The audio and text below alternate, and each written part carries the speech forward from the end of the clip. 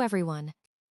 Today I want to show you this beautiful handmade ribbon embroidery bracelet.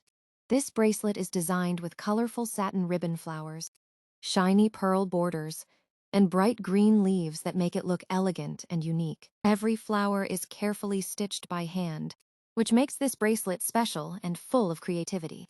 The combination of red, blue, white, and purple flowers gives it a fresh floral look, while the pearls add a stylish and classy touch. This type of handmade jewelry is perfect for weddings, parties, Eid, birthdays, or even casual outfits.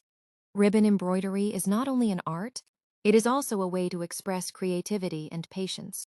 With simple materials like ribbon, fabric, needle, and thread, handmade accessories like this bracelet are becoming very popular because they are unique and made with love.